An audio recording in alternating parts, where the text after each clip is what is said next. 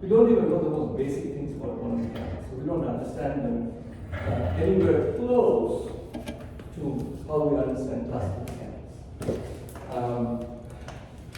And for this basic reason, any quantum calculation is for us a big problem. Okay? The moment you turn on interaction, there goes the whole thing, right? The moment you cannot pull out a quick approximation, you're in deep shape. So basically, you can't do anything serious in quantum in most approaches because we don't understand the basics. That's what it is. So I want to bring up that point because that point is often lost in how we are taught. You see, physicists are they're generally very pragmatic, and over time they have become even more pragmatic. Their job is very much like an engineer, except if the engineer does it for something useful, we typically do it for something relatively useless, like doing a spin calculation on a magnetic model.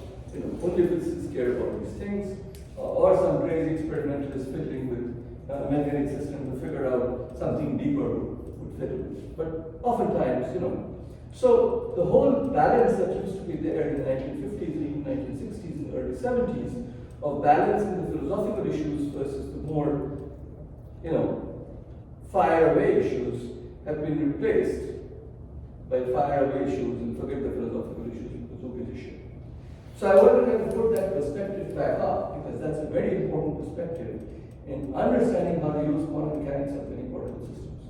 And that's exactly the reason why you don't find too many courses other than perturbation theory type approaches in these fields. And they are the same old. Basically, you just expand it out, diagram it out.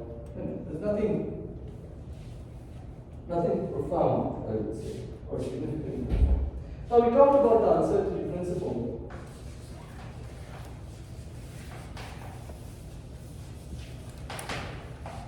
And of course, the uncertainty principle is something that's landed on us. We don't really have an understanding of why or what to do with it. It's just, it is what it is, right? Basically, you can't really measure where a particle is in its dynamical state. You can't do that. So if you ask any dynamical question, the uncertainty principle will tell you that you can't do very much. You can only get an approximate window where the particle is. And even there, which particle is where is a problem, right? So uncertainty principle really kind of puts us back in the hole, so to speak. So we never quite come out of it. So let's say in three particles. This is the example we took last time. Three particles A, B, and C. Then, if you ask a question about what is the wave function representing A, B, and C at time t, we're not going to really a problem because this is too specific a question, right? We can't really answer a question that specific in an observable sense. We can answer this question in an operator sense perhaps, but not in an observable sense. And of course, something that's not observable is not something that we can really verify easily. So therefore, we can think in terms of probability densities as the next best thing, as opposed to looking at the wave function level. And we know that the probability density is defined as the wave function psi mod squared. So suppose now we have two possible arrangements. Imagine we have particle A, particle B, particle C, and then we have, let's say, particle B, particle C, particle A, or something like, just switch B and A, and then C. We don't know what to do with it because we can say these three guys are there, but anything beyond that, we are in trouble. So let us say that psi 1 is defined as psi xa, xb, xc, and psi 2, another arrangement, is defined as psi xe, xc, xc. All we can tell, because the probability density is common to both, psi 1 mod squared must be equal to psi mod squared, all we can say is that this implies that these big functions are related by a phase. What this phase is, that we can play around with, but we can say for sure that they are related by a phase. So that much is pretty clear. So let's do something which is a little bit more tame. Well, we don't have to. We can even say that this theta is basically between 0 and pi. After that, it repeats itself.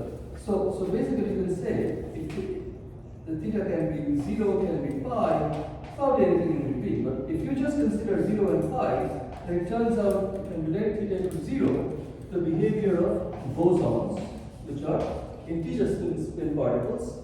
And if you take it to be pi, which gives you a sign flip, then it turns out related to the behavior of fermions. So sign flip in an exchange, no sign flip in an exchange, right? So therefore, if you have fermions, you have a multiplier of -1 for fermions, and for bosons, you have a multiplier of 1 if you were to exchange particles. So typically, if you have bosons and fermions under exchange, this theta would be quite easy to find, and if you have multiple exchanges, you can work it out. Right? Now, herein comes a massive problem that I kind of briefly alluded to. So let me kind of dig into this a little bit because it's important. First of all, the whole issue of connecting this theta or values of theta to bosons and fermions is a mystery in physics. Okay. Nobody really understands why it's so. When I say nobody, I really mean. So the first and the most important work on this, which is what we call the spin statistics theorem,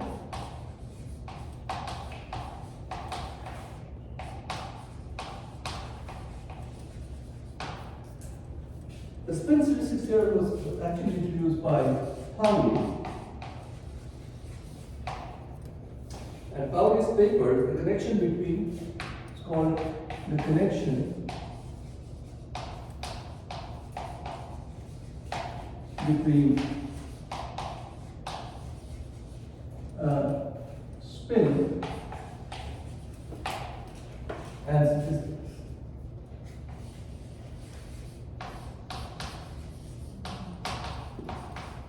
And this appeared in Fitzgerald, volume 58.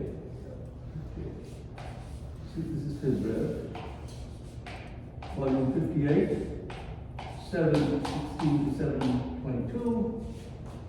And you can easily download this paper. And it was published 84 years ago, in 1940. Now, why is this a problem? This is a problem because electrons, photons, any other bosons, they don't move slowly. They move much faster than you and I can imagine. Alright? So they also turn, if they at all turn, they turn much faster than. So if we think about these spin issue of bosons and fermions as analogous to a classical spin, it will turn out that if you could actually picture an electron as a little ball, no matter how tiny it is, the surface would be moving at about 10 times the speed of light. Okay? So a fundamental objection was raised to thinking of this spin idea, which was originally introduced by Uhlenbeck and Goldschmidt experimentally for which they won Nobel Prize. Uhlenbeck and Goldschmidt, before they wanted to put out their work, sent it to Ehrenfest.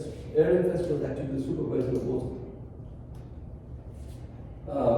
So they were young at the time. And Ehrenfest liked the paper, but he thought it was a bit too bold. It would really rattle people, and what if they are wrong? So he sent it to this guy, Lorentz, who was at the time a very senior person, a very well-regarded person, and he was, people liked him, so he wanted Lorentz's opinion. And Lorentz basically pointed out that I don't like it at all, because if you think about it, electron is super, super tiny. You're talking about something which is thousands of times smaller than the nucleus. Nucleus itself is a millionth of a sheet of paper thickness. So how is it possible that as this electron turns, if it were a regular spin, like we think about a spin, the surface itself can satisfy the laws of physics? It can't. And if we know the electron exists, it is a particle, like it or not. It has a particulate form. So objection was raised by Lorentz. So Uhlenbeck and Gauss wanted to redo the work and come up with a somewhat more modest set of claims, but to their utter surprise, Ehrenfest had already submitted the paper on their behalf. So it was too late. So the paper was published, the paper became an important paper, there did win a Nobel Prize, but nobody understood spin. And it continues to be so. We don't really understand what spin is, other than to say that the electron has some form of angular momentum. Now, whether the electron has angular momentum, or whether the electron, which can also be thought of as a field, with the electron particle itself being a manifestation of the field, whether the field has angular momentum, the field can be huge. The field can be infinite. So it also gives us the question of how is angular momentum entangled and correlated in the universe? Because the electron's turning, if it were turning, will be related to the turning of the other guys. And what is even more interesting is if you turn the spin off, pretty much the whole universe will collapse. Because the spin is just that important. In fact, the whole periodic table will collapse. Everybody will come to one level. So you'll have only one thing, which is all the electrons in the one s shell. So the whole issue of stability of the universe, it was quickly realized, rests on the idea that there is something called spin. It is not the classical spin that we think of. It is some form of an angular momentum ascribable to the electron, but not perhaps the particle itself. In fact, very recently, in 2022, there have been papers by several groups about the field idea. So it's a 2022 idea. So that's how current is. So there is no real equation, right? So you should understand by now that Schrödinger equation is not our problem. Schrödinger equation doesn't handle relativistic stuff. It's a non-relativistic equation. Further, if you have to now take into account the relativistic physics, at the very least, you have to derive some kind of a expanded version of Schrödinger equation, which is the Klein-Gordon equation. Basically, the second order in time, second order in space. I'll briefly mention that. Klein-Gordon equation is exactly what Pauli had used here. So Pauli's 1940 paper was based upon using the ideas of the Klein-Gordon equation. But later it turned out Klein-Gordon equation is also an inadequate description. A more correct description would be a proper relativistic description of the wave function, and that comes from the equation by Dirac. Because Dirac's equation has natural room for the Pauli matrices. The three Pauli matrices and the 1, 0, 0 minus 1 matrix, which is called the beta matrix by Dirac. All four of them come in. So Dirac's equation accommodates natural spins, but Dirac's equation also throws up antiparticles, which makes the problem messier. Alright? So, right now, we know that Dirac's equation is great, but Dirac's equation is not the solution, because it doesn't really bring in general relativity, which probably enters here as well, if the speeds are that high. That would mean what? Energies are high. Energy densities are high somewhere. If energy densities are high, then space-time curvature will be affected, which would mean that a unified theory is needed. Now that attempt was made by people like Schwinger, people like Dyson, people like Bartman, and so on and so forth. And if you look at the literature, you will find that there are about 8 or 10 equations that are floating around that are post-Dirac that have tried to grapple with some of this. And then of course there's the grand unified theories of Lashow, Salam, and Weinberg that have taken it further a little bit. But they haven't been able to unify the general relativistic stuff. Then you come to loop gravity equations by Ashoka and others, which I've tried to incorporate more. So basically it's an open problem. That's what I'm trying to tell you. Okay? So it's very important to keep that in mind. So here, the summary of it is A, if one interchanges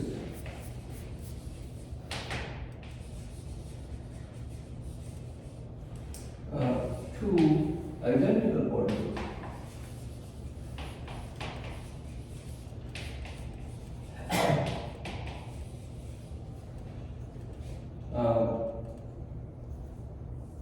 their wave function WF changes by +1 or -1. This is the claim that I wrote out.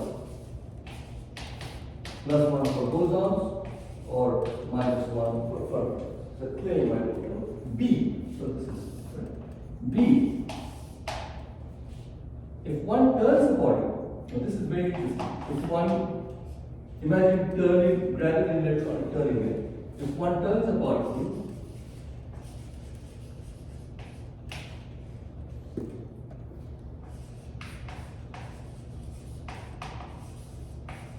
by 360 degrees, the wave function changes phase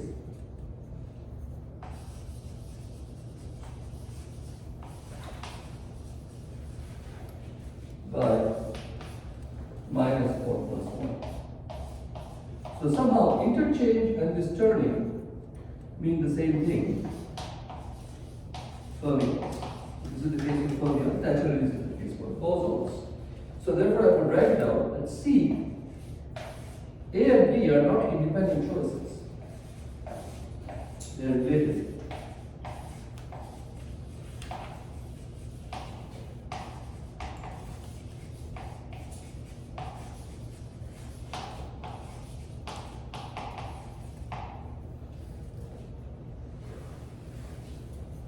Okay, so in the past I have assigned readings to students on the spin statistics theorem as homework, but I didn't think that they got much out of it. So that's why I decided to summarize some of the key points of the spin statistics theorem, that it's entirely a relativistic effect. Alright? So we cannot understand it using a non-relativistic picture. Simply is not viable. It probably is beyond the special relativistic effects. There may be general relativistic components. So even with with some of the more state-of-the-art equations like Schwinger-Dyson or whatever you pick up, it's probably still not the best because every equation has its own set of problems. Just like I pointed out the Dirac equation. Dirac equation is not a problem. Antiparticles exist, but we know that there are not as many antiparticles as particles, right? That remains a mystery. So that whether that's real or whether that's an artifact of Dirac equation, I don't know. I've seen plenty of theories, but no answer to the question. So in short, we don't understand spin, okay? Which is one reason why I myself left the mechanism, because that was not needed. Now I regret it. I should get back into it now that I'm getting older and I can screw around a little bit. So if I take and place two particles at the same location and exchange them,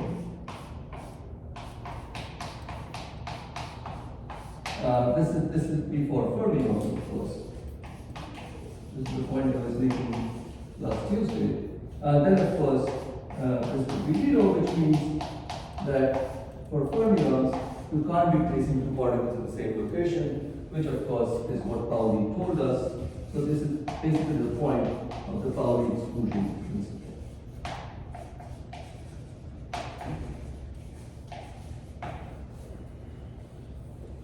Two fermions can't be in the same state. The other point I want to quickly make is that how to construct the wave functions for fermions and bosons. So let's go through it very quickly because you probably have had this already. I just want to capture this so we kind of remember stuff. So brief note, on how to construct wave functions.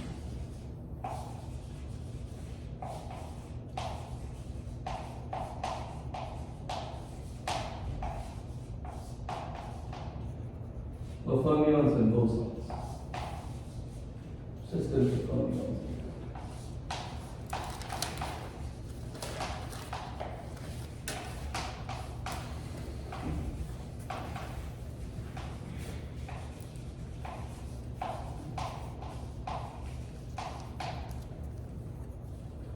So this is the problem again of understanding spin and statistics. So let's say we have a Hamiltonian, and this Hamiltonian is for a non-interactive system because we don't know how to deal with interactive systems.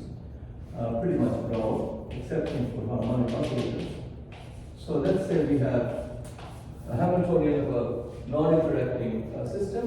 So this can be therefore decomposed into H0R1 plus H1, H0R2, H0Rn. Right? So therefore the wave function psi can now be thought of as R1 Rn as equal to psi alpha R1 psi beta in general R2 and up until let's say psi nu Rn. And your energy is a non-interacting system, of course, so where energy E would be equal to E alpha plus E beta, so the single particle state energies plus E mu. Okay. And of course, H0 R1 is equal to E alpha psi alpha R1, etc. So this is the big picture. Very simple. Nothing very complicated. So now if you have fermions, thus far we are not talking about fermions and or bosons. We are talking about a non-interacting system of particles. But if you have fermions, then of course you have to make sure that anti-symmetrization is done, because you have to bring in you see, we are not using the right equation, we are using an equation that's approximate. Our Schrodinger equation, which we hail as the sacred rock, is after all an approximate equation. So you have to put this in by hand. It doesn't come automatically out of it. Right? If the equation were that complete, it would have automatically come out of it. But it doesn't have that, so we have to put it in by hand.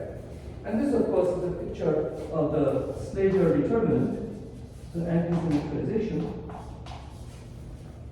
And this is R1 Rn, and this would be equal to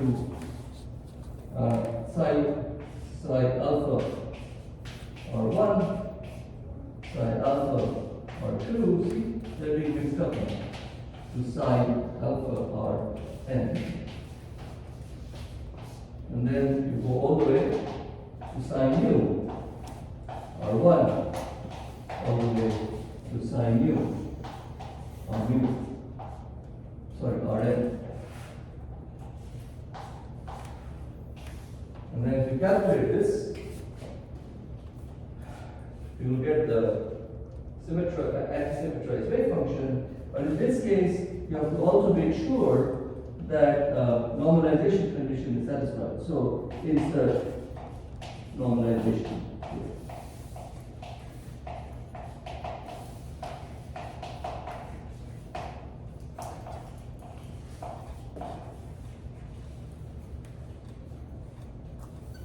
For the bosons, it is not so bad. For the bosons, so for bosons, this is what you do. There is no restriction on how many particles can occupy a state.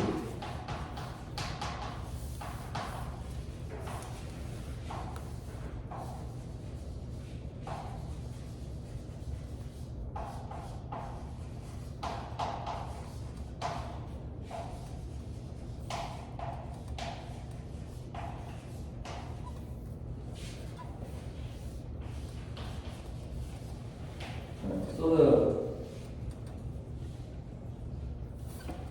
the symmetric wave function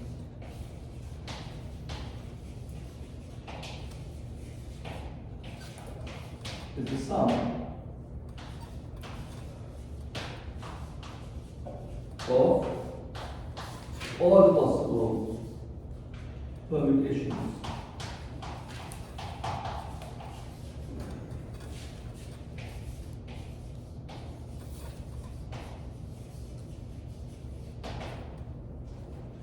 among the one particle eigenfunctions.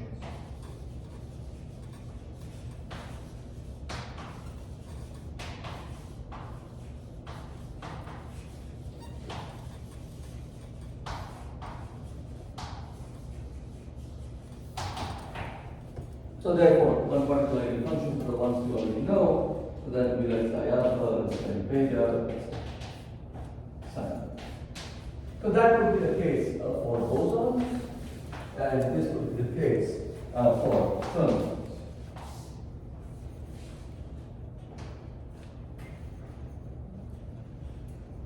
So the Schrödinger equation, of course, is a linear equation, and therefore the solution that we construct would be a unique solution. So that we know, which is a good thing. Of course, as you go to many of these relativistic equations, they also become nonlinear, so uniqueness is not guaranteed. But let's not get into that, because I've already made that point. Let me know, the notes, my notes will carry a little bit more of the write-up on what I mentioned about what Dirac did, and what Schwinger and all, not so much Schwinger, but the various aspects, a little bit more mathematically than I pointed out here. But that's not really important for us right now. So this is the backdrop. Now what we want to do is we want to do something very simple and something very basic in system mechanics, which is to construct what's called the partition functions that would pertain to fermions and bosons. Very important, non-interactive importance.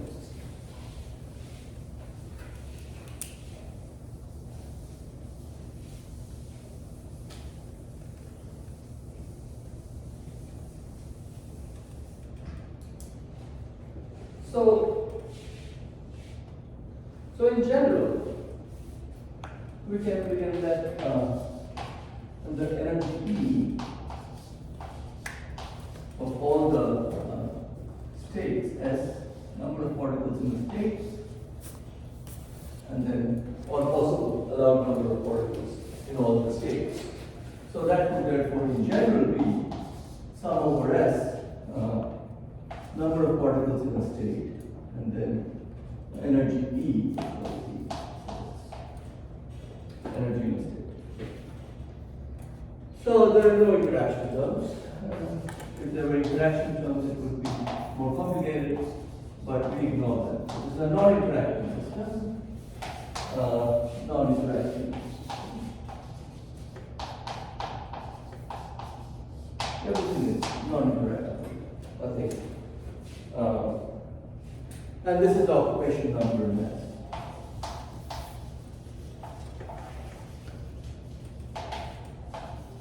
In states. How many people are sitting there?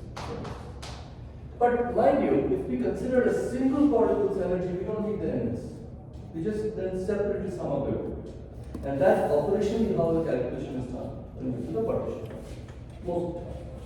So, for a single particle,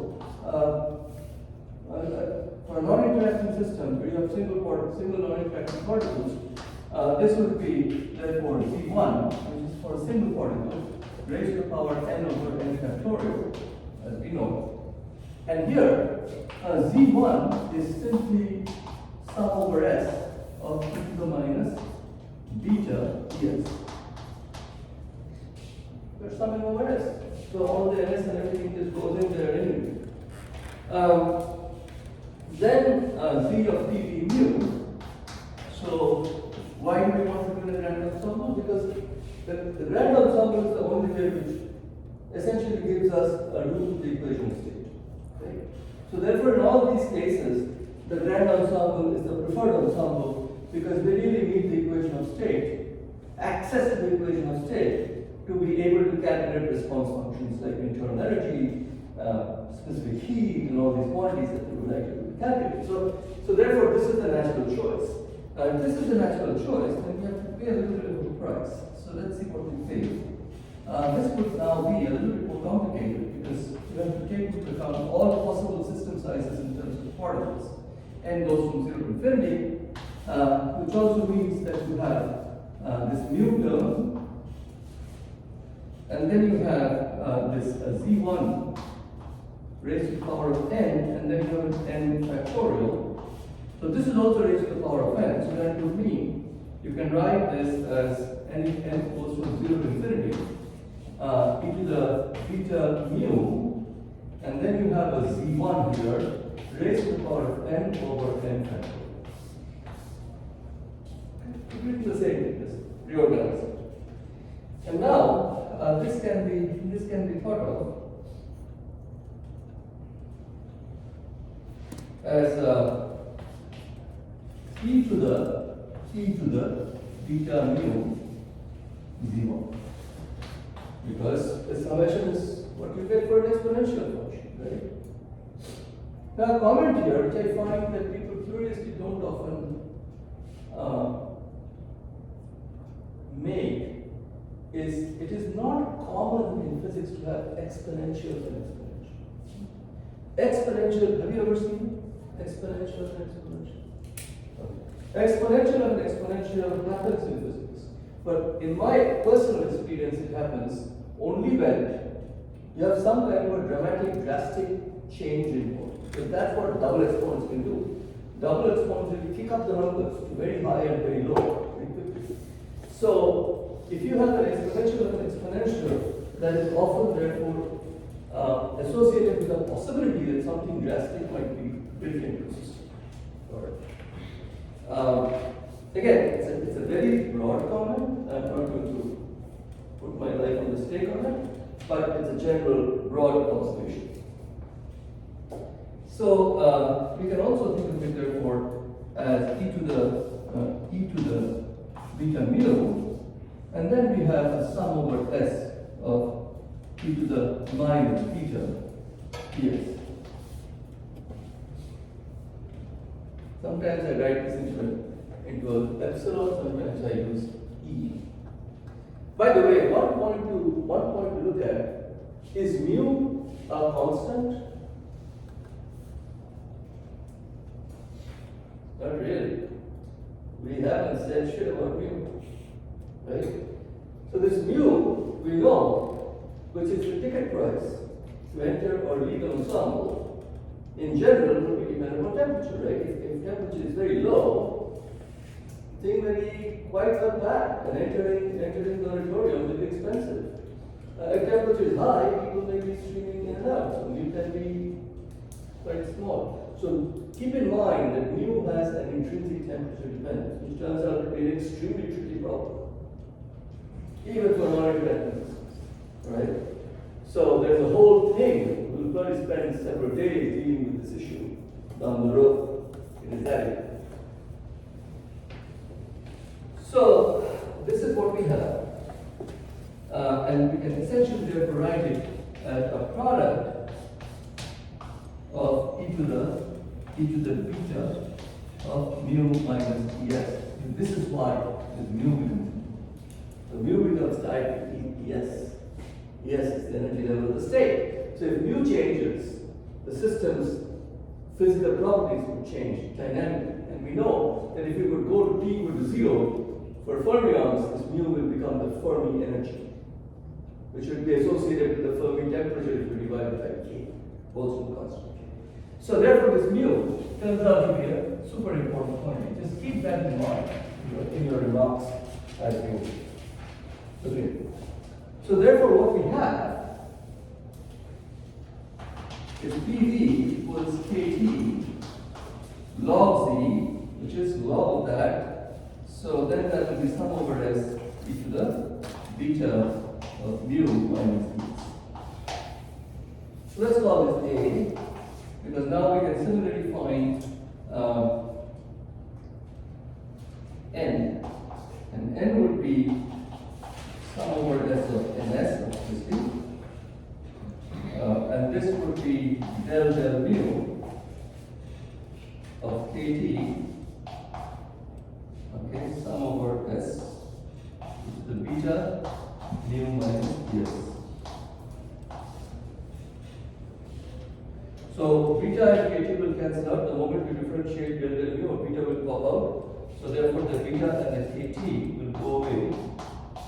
And then you will have sum over s of e to the beta mu minus ds. So therefore, which implies your ns is going to be e to the beta mu minus ds with an s.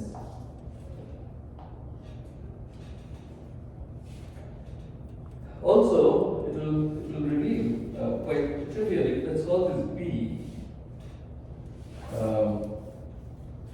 Let's call this guy b. And since b is same as a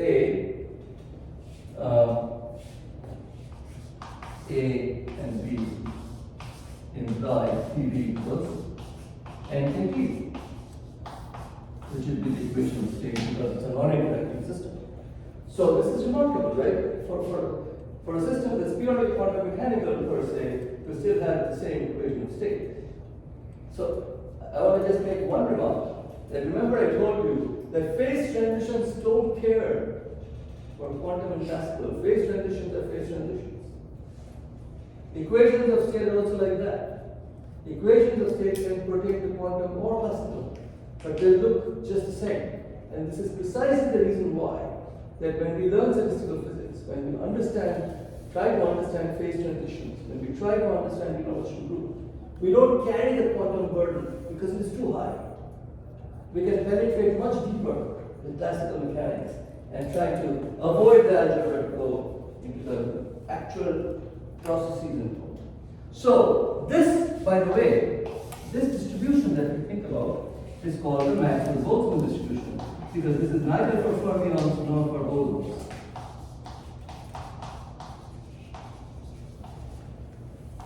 The Maxwell-Boltzmann distribution is also valid for classical particles as well as for quantum particles, where the fermionic and bosonic properties have not been imposed. Many quantum particles are neither fermions nor bosons. Our spin guys themselves, right? A spin operator used to describe the spin of an electron. The spin is not a fermionic or a bosonic property; it's a mixed-up property. So quantum mechanical particles don't necessarily manifest themselves as only fermions or only bosons. They manifest themselves as a total mashup of many things also. Okay? So Maxwell-Boltzmann distribution is very well realizable in these quantum mechanical systems as long as we don't impose the fermionic or bosonic distributions that we are so familiar with.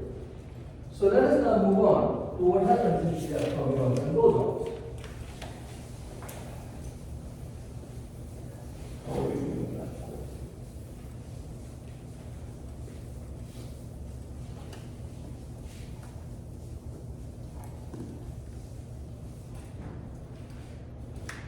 So,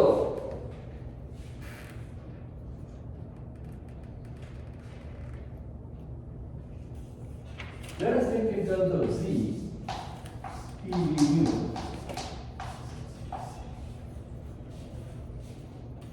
as equal to n equals to 0 to infinity, just like before, e to the beta mu n. Keep in mind, mu is a very deceptive quantity. Then we have to sum over all the states. I'll put a prime here because you have to be careful as to whether you are summing over fermionic states or bosonic states, right? Because the summation rules are different. So we put that in. Product of all the states e to the minus beta ns. Yes.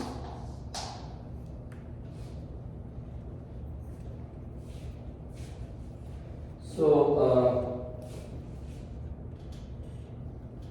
just to, since prime alone only says you have to be careful for fermions and bosons. I'll put an x here to denote the upper limit, where x will be 1 for fermions and x will be infinity for bosons, because you have all the states. So for fermions, now we specifically go to fermions, you have x equal to 1, and then you can do the sum quite simply, and that will be z fermion Tb mu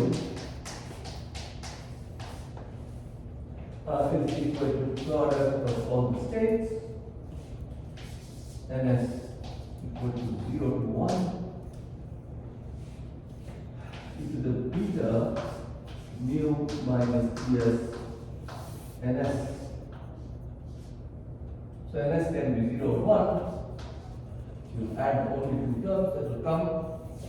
So that will give you 5 plus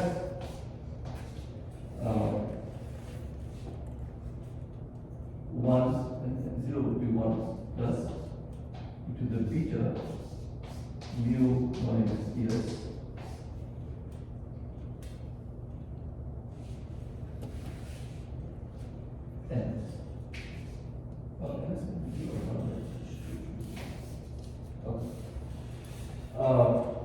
Okay.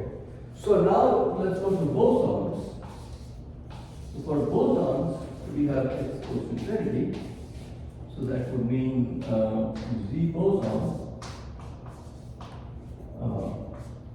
Tb mu would now be the same, except the sum would run all the way.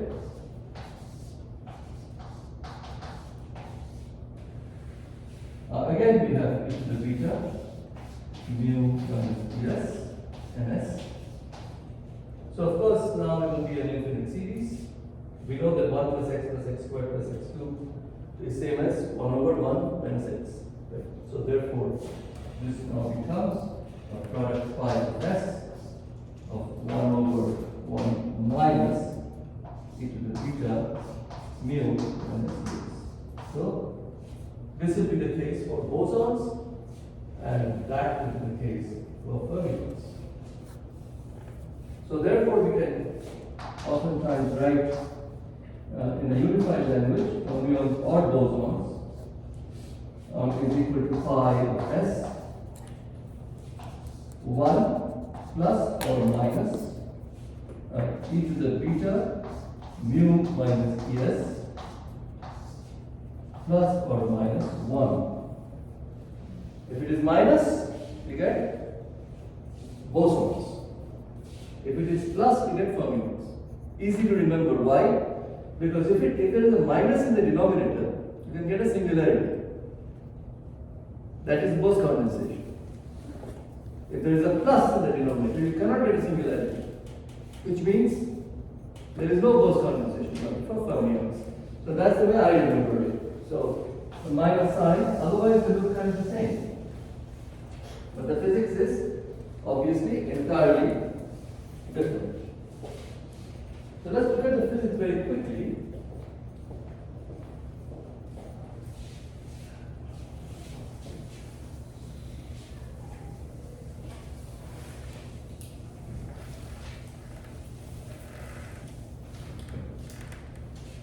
So, one thing you should remember, and it's important, that the very fact that you are able to pull out this NS is tied to the fact that we are dealing with the equation of state type analysis. It's only from there that it's easy to pull it out and see the big picture. So therefore, the fact that you see any kind of an expression for NS is necessarily tied to the fact that the equation of state directly or indirectly enters into the analysis. Or something very close to it. Is that why we pull that capital N inside? Because that's a summation over NS, right? Yes. But since it's not a state dependent variable, it's just a sum over volumes. It should also be, Right. So in other words, it is a sum over all possible occupancies yeah. for a given n. You have to fix the number of particles first. Suppose you have 8 particles, right? And then all possible occupancies could be different if you have fermions or bosons. So therefore, that inside sum is an entirely different entity. Yeah. And that sum will now come up as independent terms. So this n should not bother you to get outside, because that is a key variable that is changing because you're working in a random sum. I mean, I can't picture it. Yeah, it's not It should easy. still be summation over ns inside that summation. The summation over ns is being replaced just by the product because they're all exponentials. Or else we put the summation at the top in the argument of exponential. I can't picture it. Yeah, somehow it's not trivial. That's why I thought I'd do it on the board, because then you have to go through it per force as you try to organize your notes. Because this part is quite far from it. You have to really take a few numbers and fool around and see if you understand it. Alright. That's what I was telling him, that first think about the n, the size of the system. Then think about whether fermions and bosons, about this sum. Then think about what kind of terms will enter. Because once you fix this, you know what terms will enter. And these terms are being multiplied because the summation is on the exponential. Remember, it's a double exponential. That's why I was beating up on the fact that it's a double exponential. It's a bit non-intuitive compared to spins you have done and so on, where things were far more manageable.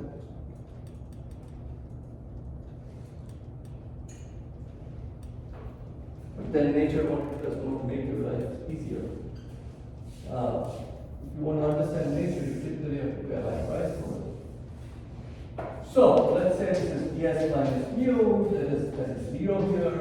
Let's say this is ns, like we had before, and let's look into what we have. First, let's look at the Fermi Dirac distribution.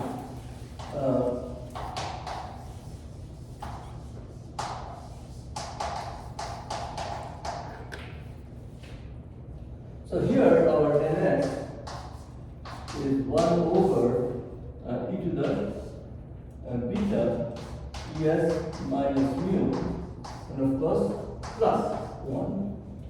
So let's see. So let's say first case, if this term, which is the beta es minus mu, is greater than or equal to 0, it can be 0 fortuitously, right? Because these two numbers can be the same. That'll make it 1. If it's greater than or equal to 0, that's easy to satisfy. Now, if you have a beta goes to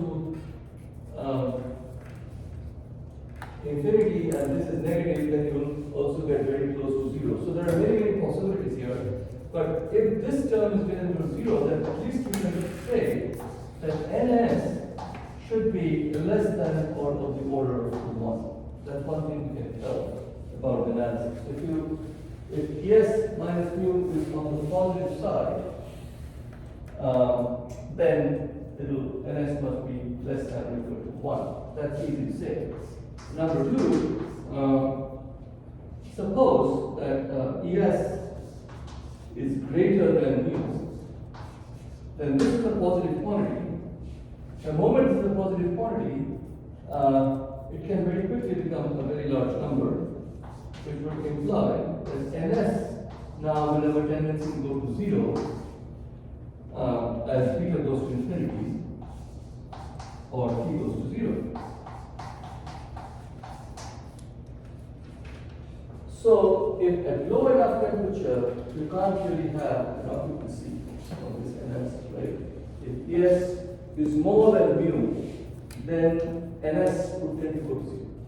That means es more than mu, you won't have too many states available at low temperature, which points to the fact that you are getting to a filled level.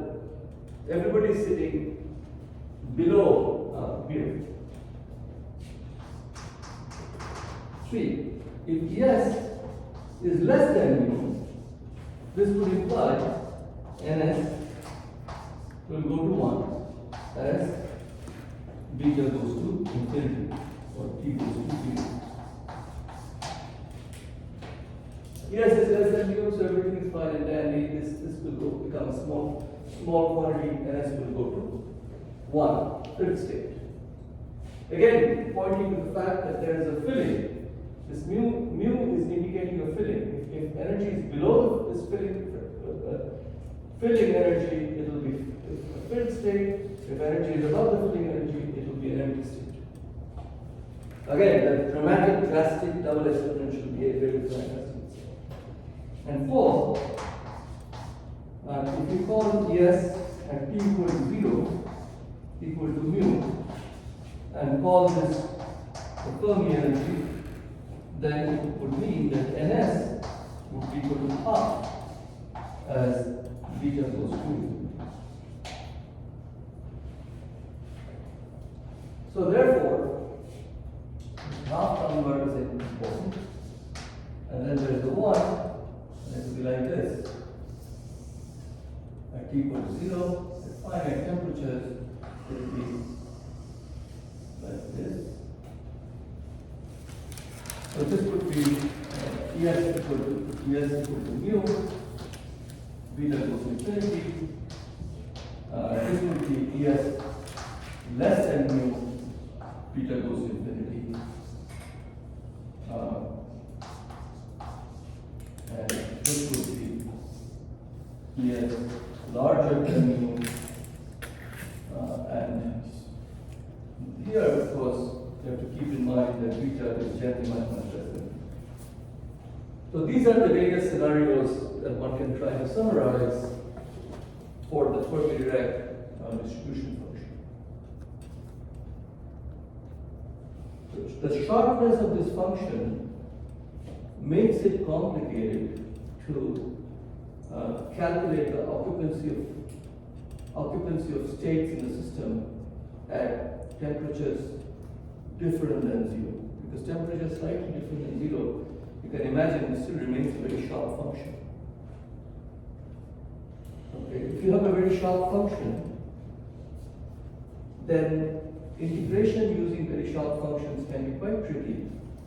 And for that reason, for low temperature calculations, where the sharpness of the function pops up, one had to devise techniques for calculation. And one such technique is called Sommerfeld expansion. Is it integration easier when it's To make the integration easier, essentially. That's like No, I'm saying isn't integration easier when it's sharp? if it's super sharp like this, yes. But the moment you turn the temperature on to more than 0, which would be an experimentally realizable case, then of course you have rounding. And when the rounding comes in strongly, nonlinear effects come in. That's what rounding would imply. Now you don't want to omit the nonlinear effects. So that means now you have to do some kind of expansion type techniques to estimate the integration in a perturbative form as you slowly turn the temperature on. So at t equal to 0, you get this result. At t equal to, let's say, 0.5 degrees Kelvin, you get the correct result, more or less. So that expansion was developed by Sommerfeld. It's called Sommerfeld expansion. We'll look at that probably on Thursday, depending on how far we get here. But the reason why I'm making this comment is because there's not a whole lot we can really do in terms of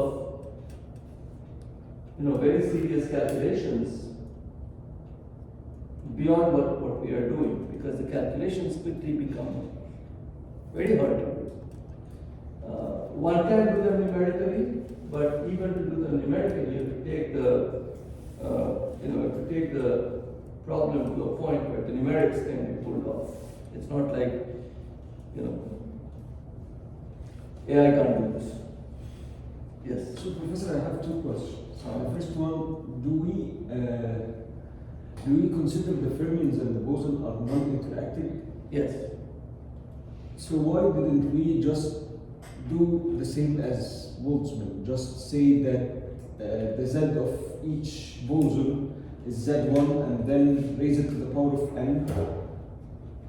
The reason is that There is no such thing as fermions and bosons that are completely non-interacting. Oh, so yeah, so that's what I'm Yeah. asking. We are considering the Statistics here we are considering. Yeah, okay.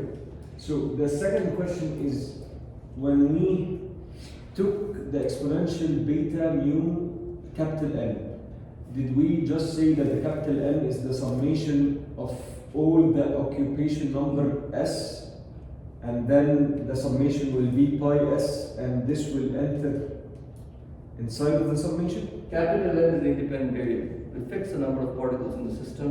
Yeah. That term. So the capital N is the maximum number of particles we have in the system. No, Which- capital, if you consider a particular value of N, you have a system. Yeah. And in that system, inside that, you have to make sure that you have the right statistics in the way you are filling the levels.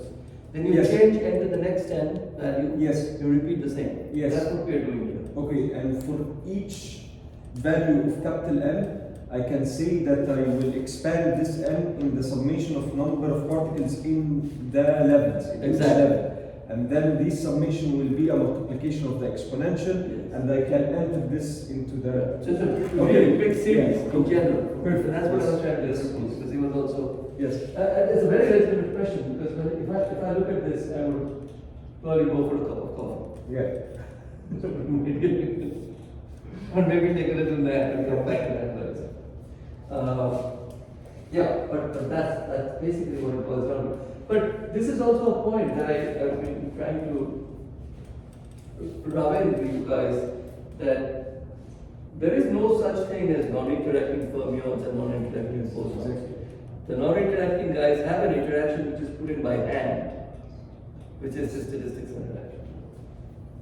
That's why we can at all go to Bose-Einstein. That's why Bose was able to point this out in the 1920s, because he could essentially take refuge to statistics and do it.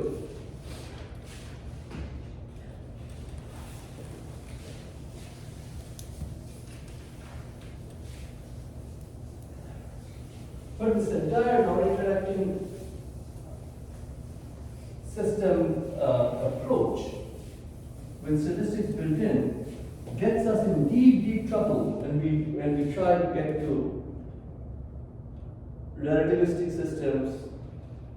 We try to get to general relativistic systems where mass is involved, because mass is involved everywhere. I mean, electron may have a tiny mass, but compared to the electron, the nucleus is enormous, right?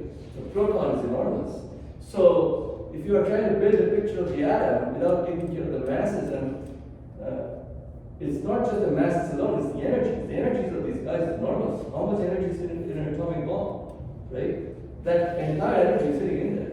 So if you say that general relativity is not important, I'm not sure if I'll buy that. The total effects will not be there, right? And then the fact how important the spin is also something that we often don't appreciate, because you take the spin away, the whole periodic table collapses. Humanity will collapse. The universe will cease to exist the way it is. It will basically just be a boring place with everybody sitting in one state. Why we are considering general relativity? Because at that state isn't the space locally flat. Only locally flat is the energy zone. But even at those energies, So it will not be flat at all. at the energy of proton, I think. No, if you take into account, relatively speaking, the proton versus the electron, there will be curvature. That will be my imagination. I mean, the flatness of general relativity is just for basically a very boring uniform distribution. That's the Friedman-Robertson law for metric you're talking about. But we already know that when we look at, when we look at stars far away, we have to correct them. Even just because they're passing through a region where gravity is sitting out there. Those are stars. So, everybody is a star in this case. When they're passing through they're basically passing through stellar fields. So, yeah, I mean, you can say the magnitudes are different, but it's a matter of scales. Relative scales. The whole idea that general relativity can be ignored is an approximation. And the question that one can raise is whether general relativity is completely ignorable inside the atom. We really know that the answer is no, because we still don't have a theory that explains even the most basic unification ideas that we have. Right? I mean, that's just a fact. What can you do about it? You can perturb the whole universe away, but you still can't get to the bottom line of why these particles exist, what their charges are, why these. We don't even know what bloody spin is. I mean, imagine how basic the questions remain. We can dance around it, but that's all we can do. I mean, why does the electron choose to go through one hole instead of the other?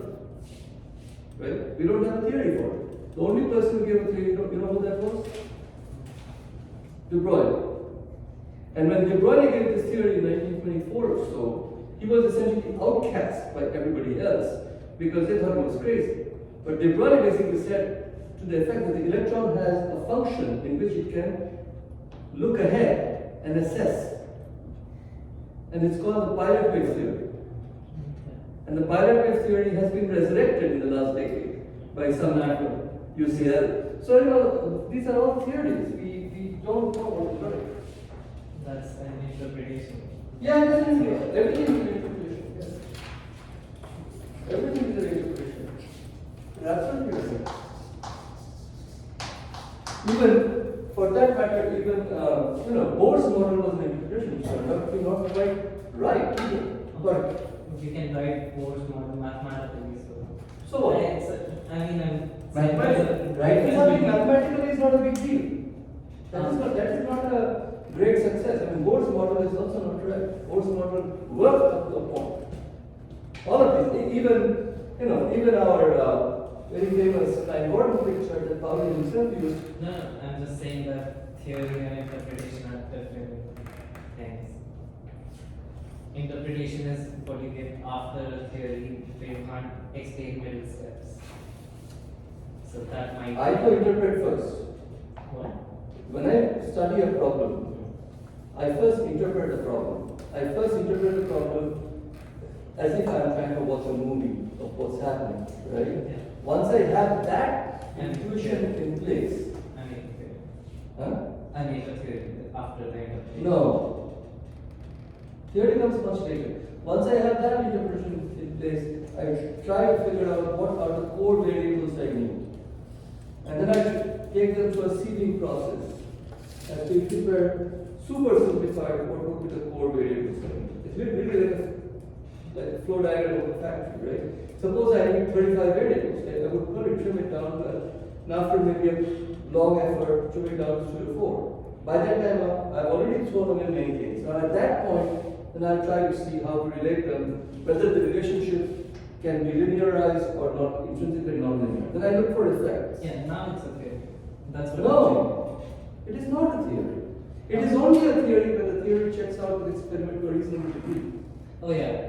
And What do you mean, oh yeah, that is how theories are done. I'm just saying. Unless you are making conspiracy theories, that's how theories are done. No. I was just saying that theories are different than interpretation.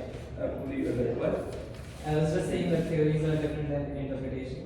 So what De Broglie had was an interpretation. Yeah, interpretation is more fundamental at some level than theory. Once you make a theory, the theory is to be interpreted. However meat you have stuffed into the theory, that's how it's going to taste. Right? All theories are simplified, approximate descriptions of nature. That's what I'm saying. Now, sometimes we are lucky and our description is good, sometimes we are not so lucky. What I'm saying in quantum mechanics, we have had shit luck all the way through. And we still continue to have shit luck because we can't solve anything. Although you think we do, I disagree there. I have different thoughts.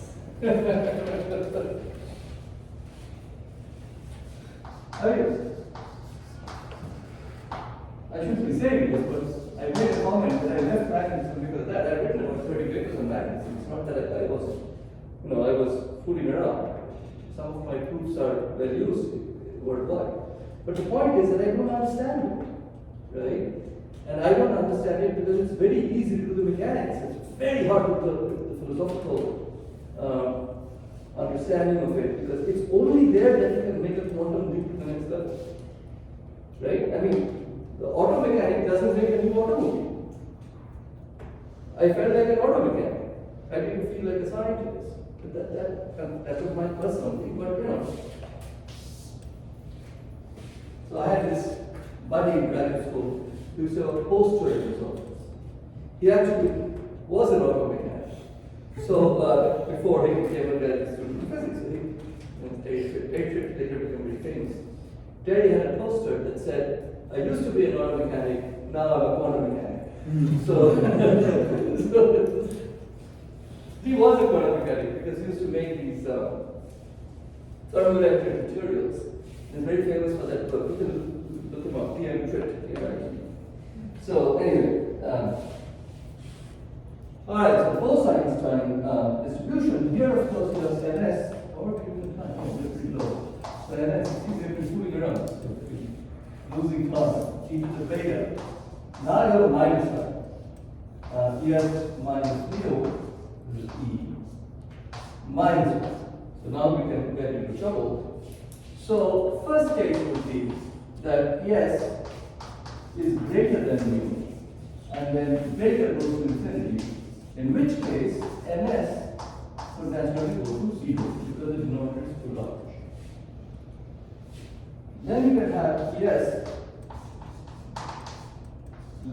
less than mu, beta goes to infinity, and then you have real trouble minus 1. So this is not really something that we want. Even if it's true, we don't want it, so we'll say something. 3. You see, this is a theory, but the theory gives us a possible failure point, but we don't throw the theory away, we just bound it. So if ES minus mu is less than 0, if ES minus mu is less than 0, negative, then you have basically, you can't allow it. This is not allowed. Saying this is not, this is true only, not allowed. It's not saying condition. This is not same thing. And then 4 or 3 or this. The question is whether ES equal to some mu 0, some special mu,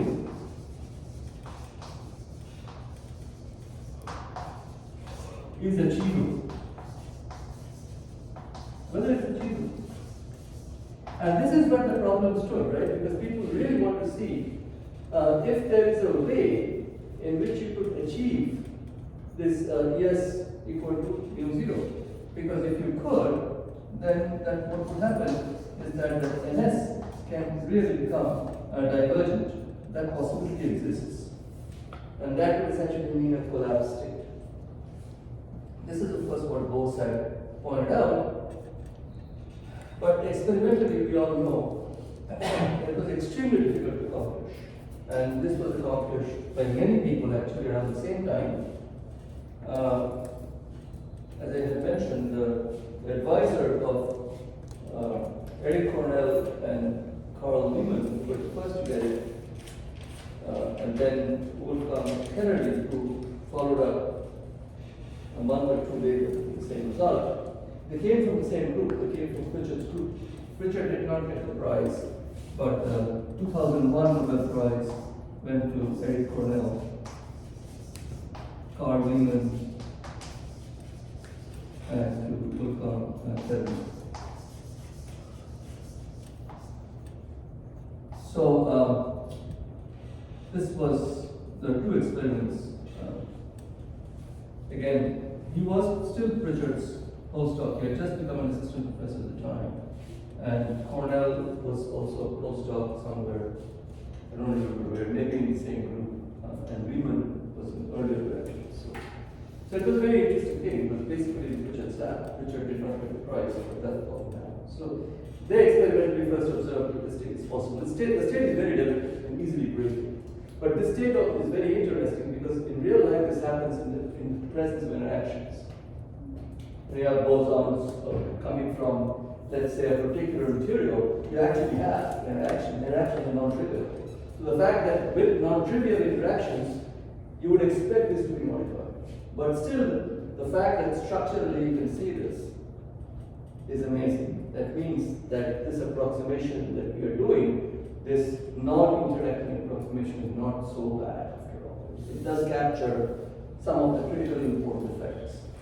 Now, as you can imagine, there is a great deal of interest and energy and enthusiasm now in effect to understand these interacting systems at super low temperatures, at high densities, which we have avoided so far. So what kind of equation of states prevail? What kind of new physics might be there? This is something that's suddenly becoming accessible. So that's why you see so many experiments coming in. And a lot of them are trying to show that there are non-trivial, non-linear effects in these systems, including solitons and so on and so forth. So this area has now become, all of a sudden, this supercharged area of physics, which I think is a good thing. It will hopefully allow us to understand some of these super complicated systems a little better. So let me stop here now. I will next get into the whole issue of calculating response functions.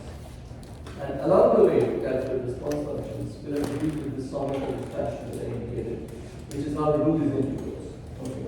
And once we are done with response functions, then I'll point out the usual things, for example, phonons and photons, which are massless, right? They're all massive. So massless boson cases and so on. How different they are, how similar they are. We'll touch upon that and move forward. I haven't given homework, but I'm still catching up, so I'll give it for homework.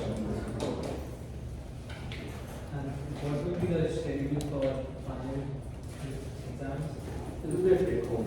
Yeah, the interviews, because we also have to approximate around that time. You always have work. Will the take home be like for one whole day or? No, it will be over Okay. several days. So look, the interview part we'll have to do the way we did earlier, so we might do it over Sunday or something. Because that's pretty much the only day where you don't have proctoring in general across the board, right? Which is very unfortunate because we are not supposed to be doing it on Sundays. In fact, we might just stop it now. You stop it. No, no, Yeah, because